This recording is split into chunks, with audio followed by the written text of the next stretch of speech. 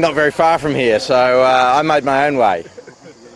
Have a nice stroll back along the foreshore. What a beautiful day.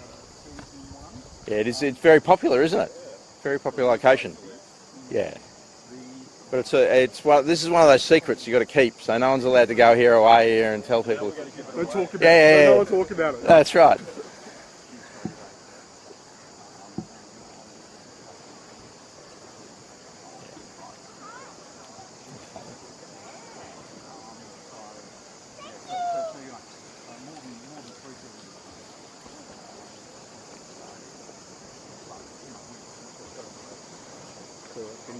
Thank you for coming here.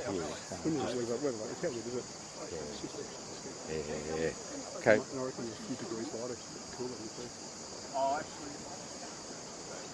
Hey, Madura. How are you?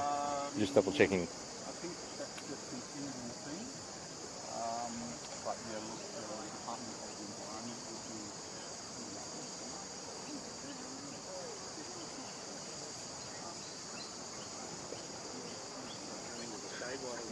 Yeah. Just making us sweat, making us work for it. Yeah, I did notice that, yeah.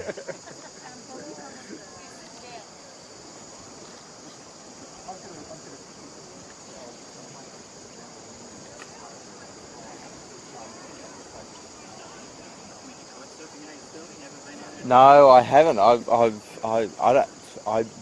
From what I've seen and the guys I've talked to who do it regularly, I don't have the core strength, and I don't think I'm going to acquire it at this stage of my life. So, yeah, Always. I'm happy to say honest things. That'll be, if that's repeated anywhere, it's just being true. Consistency's out from shore at the moment. Yeah. Yeah. Yeah, that's amazing. Yeah. The waters. Yeah, we're all good to go? Yeah, I think so. Yeah, terrific.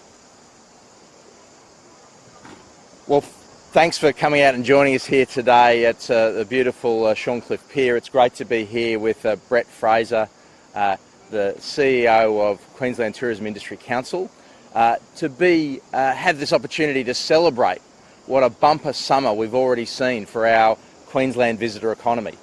We've got really great news with some initial data for that peak holiday period. This is data that covers just the 10th of December through to the 9th of January, so it's not the full story yet. And yet we do see that there is a absolutely bumper outcome for Queensland's tourism economy. Over $3 billion. That's with a B, $3 billion of output for the Queensland visitor economy. And that's been demonstrated by great numbers right across different parts of the state. And I'm very, very pleased that we'll see, I think, this continuing as we go forward through the remainder of the summer. I particularly want to note that this, I think it's 1.5 million visitor nights. Sorry, I'll correct that. I got that the wrong way around. What we've seen in that period alone is 15 million visitor nights already in the Queensland's visitor economy. That's delivering great outcomes. And what we expect to see by the end of the summer on the basis of that is more than 1.5 million holiday makers having enjoyed a great Queensland holiday during that time. And that's split across Queenslanders enjoying Queensland. Maybe not quite as many as happened this time last year, but our numbers overall are up with interstate and small numbers of international visitors coming and joining what is a great Queensland summer over that period, because we've seen the overall visitation numbers compared to that December period 2021 up by 2.5%. So that's good news for our visitor economy. The areas that have had the most bounce, the biggest numbers in that regard, have been Brisbane, which is great to see that after a challenging couple of years for Brisbane in particular, even with domestic tourism. But the Gold and Sunshine Coasts the Whitsundays, and to a lesser extent tropical North Queensland. But all have performed well, and there are great numbers and great reports from our local regional tourism organisations about how those areas have gone. But I do want to encourage people to realise that this summer is not over. There's more that we can do, and there's more fun we can all have. So I encourage you to get out there and think about what you can do with the remainder of the summer. Have another little mini break, another little holiday. In fact, that the way in which Australia Day lands, it has that potential to make a great 4-day getaway. Take that Friday off. It's predicted at this point to be in southeast Queensland something around sort of 29 to 30 degrees, slightly cloudy but beautiful enough day. Take that whole weekend, take that whole long weekend, have a great time, and contribute to Queensland's visitor economy, a very important part of the state's economy.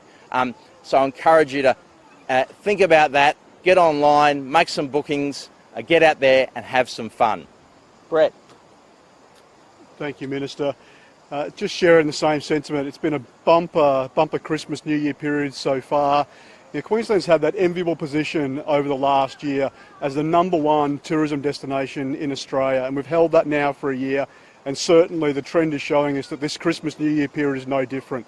We've seen interstate visitors return to Queensland, and this is the first year in the last 2 years where we've had no interruptions from border closures, no interruptions at all from restrictions around travel. So people have been able to travel freely around the country. But the place that they have chosen unquestionably to choose to travel to holiday has been Queensland. We've seen a 123% increase in interstate visitors alone coming to Queensland over that December, start of January period. So really good news for Queensland. During that time, we've seen great reports from our operators all across Queensland. Particularly the southeast has done very well. Brisbane, the Gold Coast, Sunshine Coast have averaged between 90 to 85% occupancies.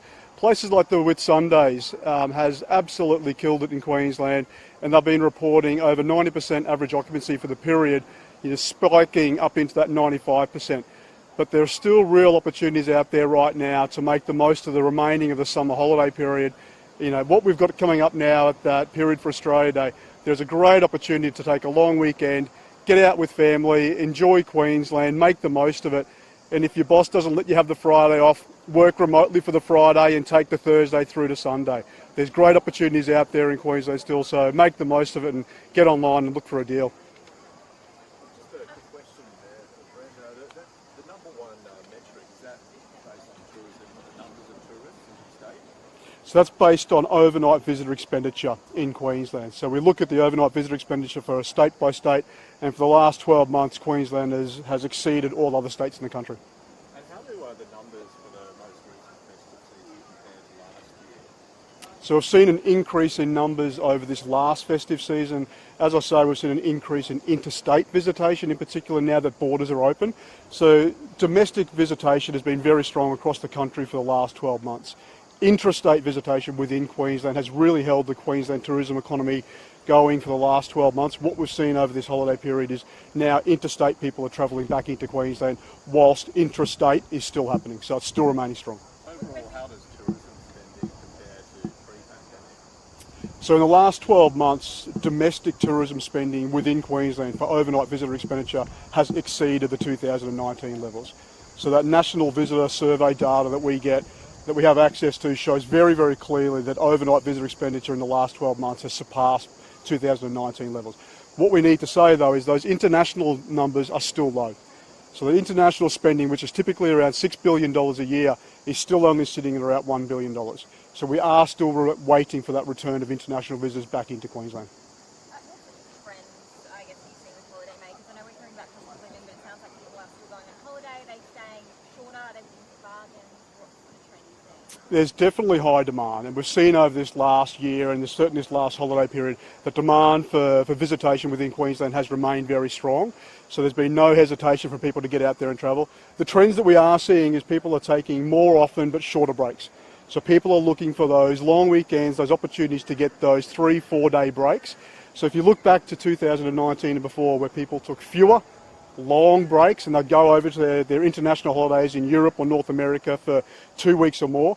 What we're seeing now is people are taking shorter breaks, but they're doing that within Australia. So we hope that trend will continue as internationals return to Australia.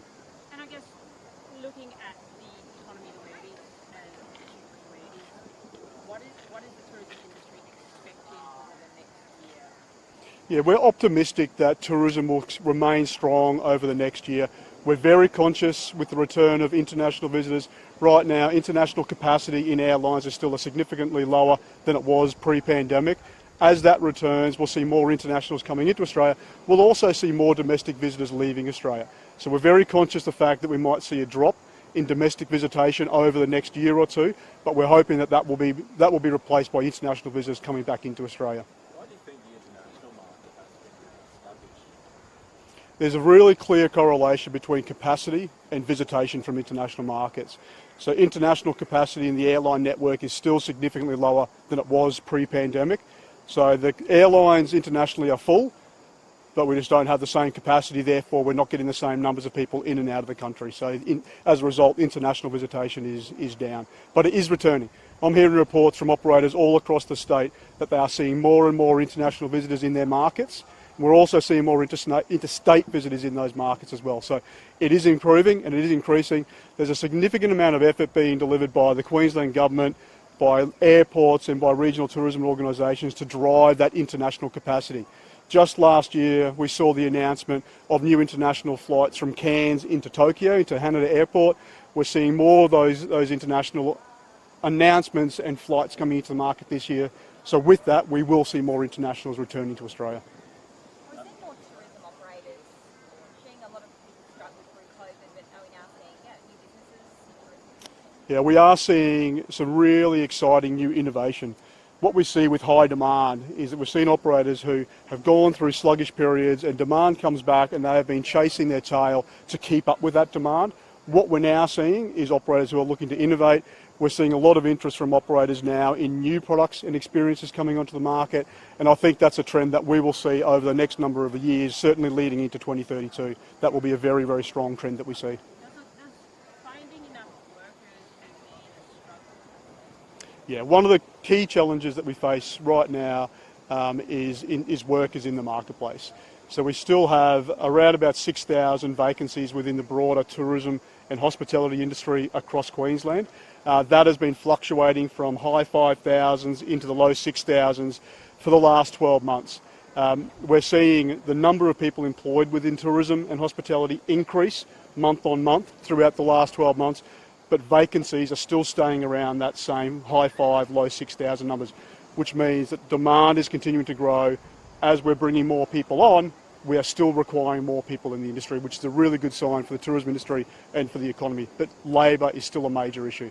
That return of international visitors, the return of international students and working holiday makers will make a massive difference to that labour market. And it's something we're very focused on with the federal government and the state governments to make sure we can get as many of those international workers and visitors back into the market to try to address that labour shortage. Given how expensive it is to fly domestically at the moment, has that had any effect on holidays and people cancelling because of that? I mean, would there be greater numbers, do you think? No, we're not seeing any data whatsoever. I've heard nothing from operators across the Queensland in the last number of months, certainly, that's led to any cancellations. We've got airlines that have got their capacity at a domestic level almost at where it was pre-COVID levels.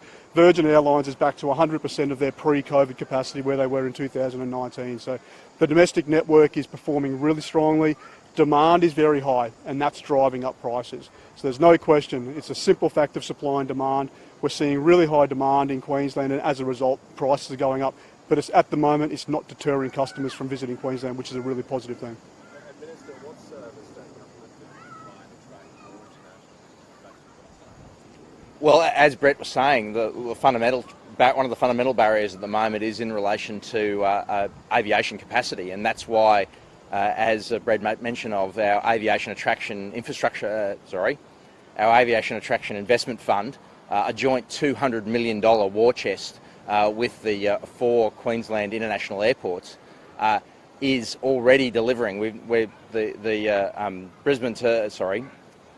the Cairns to Haneda flight that Brett was making reference to before, a Virgin flight, that restarting was our 11th international route that has been announced with the support of the Aviation Attraction Investment Fund. That's a very, very clear example of the way in which we are working closely to make sure that capacity reopens. But of course, at the same time, and interlinked with those initiatives, are the marketing activities that Tourism and Events Queensland are doing, often in concert with Tourism Australia, out there into markets, re-establishing our profile, our position. A great example at the moment is that there's a lot of forward work happening, a lot of social media advertising going on in the Japan market, which we are in the early days of its return. Obviously, free travel, unrestricted travel between Japan and Australia has only been back in place for a matter of weeks now, and having that, building the appetite and the motivation for Japan, one of our traditionally very important markets, to return to Queensland and enjoy all the delights that Queensland has to offer for those Japanese visitors, is very much on the agenda, along with so many other parts of the world where we've seen great inroads in our marketing activities, particularly in North America and Europe. Lisa, you also made an announcement today about trials for use for cup. Absolutely great news to see that we're taking further steps to make our Queensland stadiums more sustainable by addressing one of the issues that's been a bit of a bugbear and a concern, and certainly a bugbear of mine, I've got to say. And I've been on Stadiums Queensland's back about making sure that we come forward in this space to move on from the space where we've had single-use plastics being a mainstay of our beverage offers at our stadia. So we're starting a trial of different forms of reusable and more recyclable, more readily recyclable materials for drink supply at our stadia. That's coming in the form of 3 different forms and 3 trials of 3 different products. So last night at the BBL match at the Gabba, the trial began, and that'll continue over coming weeks of reusable plastic cups for beer, and that'll replace the single-use beer cups that have been in place for many years now. So that's an opportunity to test exactly the details of how that system works, how the reusability, the durability of the products, and testing all those sort of different environments. The same will go for tests in the coming, particularly the coming NRL season at Queensland Country Bank Stadium in Townsville with aluminium beer cups. So they'll be both reusable and more readily recyclable.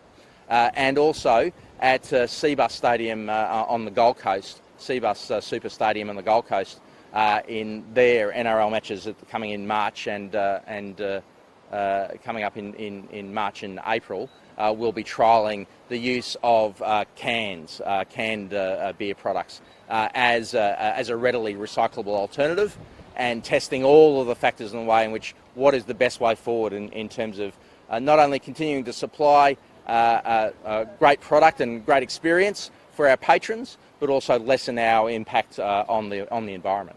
Minister, I know this doesn't really fall under your portfolio, but Australia Croc, does it exist? I misheard what you said, the Strati Croc. Well, I've got to say the gentleman who spotted the croc in the first place is someone who I know, a great leader, I've got to say, in the Minjerribah tourism industry. So, and I don't think it's in his interest to be announcing that there's crocs in the area. So I believe what he saw, I believe what he thinks, but certainly it's been good to hear that further analysis and the further searches that have been undertaken by Parks and Wildlife have not found any monsters wanting to disrupt anyone's holidays on North Stradbroke Island over this long Australia Day long weekend coming up. I think we've got to be vigilant, you've got to be careful, but I think it was nice to know that some of those further sightings that have been identified were found clearly to be dugong, something that Moreton Bay is full of. It seems like a few people are flocking over there to try and see if they can spot it. Does it help or hinder tourism on the trip? I don't think that's ever going to be a mainstay advertisement for a holiday at Minjerribah. I think it's North Stradbroke Island's always been a place for people to be in the water and enjoy the water environment rather than being conscious of what might be there with them. So I don't think that's a strategy that anyone's going to be pursuing. But if anyone's over there doing a bit of croc spotting, I think we can give them a whole list of other places where they can do croc spotting, including maybe Mount Tambourine, the scenic rim more broadly. There's a whole lot of other great opportunities right across Queensland. Maybe out at Longreach, so they can have a look at some crocodiles, or at Winton they can certainly see some crocodile relatives in the dinosaurs. Just back to the Cup trial, how much has the state government set aside for this to happen? Oh, look, this is being conducted by Stadiums Queensland with some support from some support just to undertake the trial from the Department of Environment. So it's a very preliminary process, and it's not a hugely costly process in order to replace the products that we already purchase in order to supply, and replace them with a different product and test how viable that product is and how customers respond. When will we know the results of the trial? Look, as I say, it's the early part. It's over this part of summer where that's appropriate, into the early part of the NRL and the Super Rugby seasons that those rectangular stadia will be testing out the products. We won't be coming to any conclusions until they've all been tested properly. But if there are any early findings, that'll help inform the further decisions around whether we extend the trial, seek more information. And also, it's very important that we commence, should things be successful, good conversations to get local suppliers on board. Power prices. Federal government estimates suggest power prices will fall in Queensland this year. Is that what the state government expects, and how will it affect Queensland? I'll be honest with you and say I've not been briefed across issues in relation to that particular matter at this point, but certainly in the work that we've done with the Australian government to work with, indeed, other jurisdictions across the country to moderate the impacts that global circumstances are having on power prices, we were certainly wanting to see moderation of increase. So any indication that we might see a drop in prices is very welcome. But we've got to be realistic about that and understand that the global environment is going to continue to affect that. But we certainly are in the best position here in Queensland in order to protect our residents from the worst impacts of power price increases by the very fact that we own and operate the electricity network and the vast majority of generators. All good? Oh, thank you. Do you guys need some walkies or something? Oh,